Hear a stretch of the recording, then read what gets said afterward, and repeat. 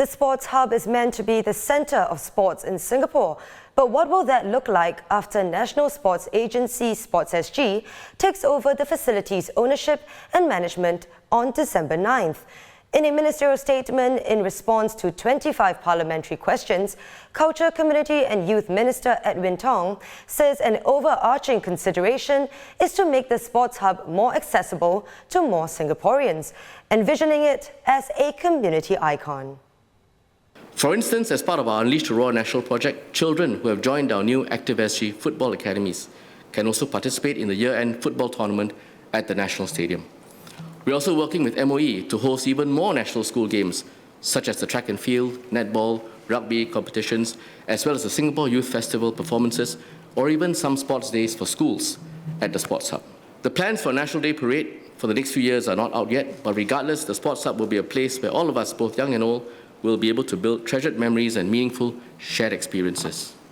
Seniors from all walks of life can also participate in mass events, such as Get Active Singapore, at community spaces in and around the Sports Hub, including the 100+ Promenade, OCBC Square, and the nice space along the waterfront.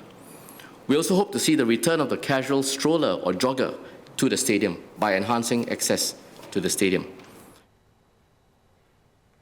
According to Mr. Tong, the Sports Hub under the public-private partnership fell short of promoting community sports and lifestyle activities, among several reasons he cited for the termination of the partnership.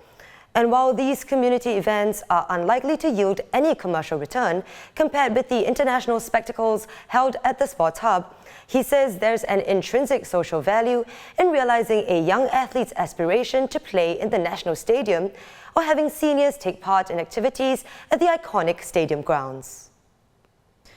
And with more is sports correspondent Sazali Abdul Aziz.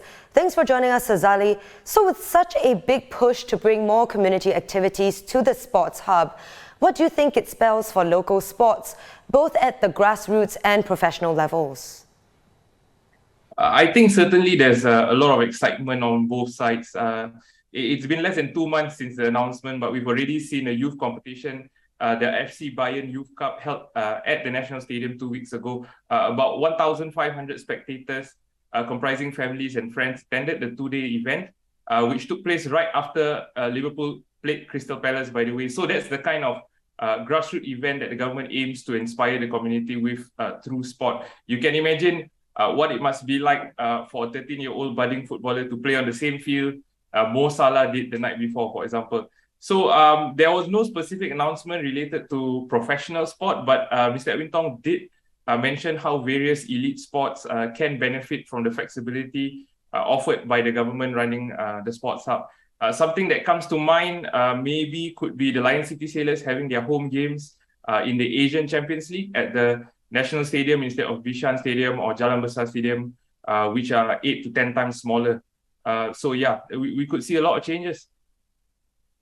Sounds very exciting. So do you see this emphasis on community then changing the Sports Hub's approach in hosting international marquee events? Well, I don't think those goals are mutually exclusive. The government has made no bones about the fact it wants to see a more vibrant calendar and more international sporting events. And Mr. Tong mentioned how the SHPL fell short of securing high-profile multi-year sporting events. So I think that's one of the areas that they will look to address. As we said, we've spoken about the push to have more community usage of the facility, which is not just the stadiums, mind you. So I think in 2023 and beyond, we'll see a concerted, even push on both fronts. So sportsg will incorporate a holding company to own and operate the upcoming Kallang Alive precinct, and a subsidiary will be set up specifically to own and manage the Sports Hub. So earlier, Mr. Tong says that all SHPL employees have been offered to cross over into the new corporate entity. But by having the same people on board, how different can the running of the Sports Hub be from what it was for the past few years? Well, I think we have to be clear. It will not be an identical team. In fact, it may be a completely different one. The team that will manage the Sports Hub will largely come from Sports Singapore, and they have been preparing for the possibility of stepping in for quite a while now, as Mr. Tong said in Parliament.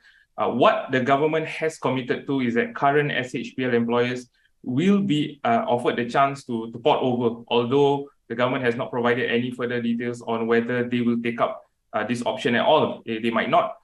So with a new direction and with largely new staff at the helm, I think we will see a pretty pronounced difference in the way Sports Hub is run in the future.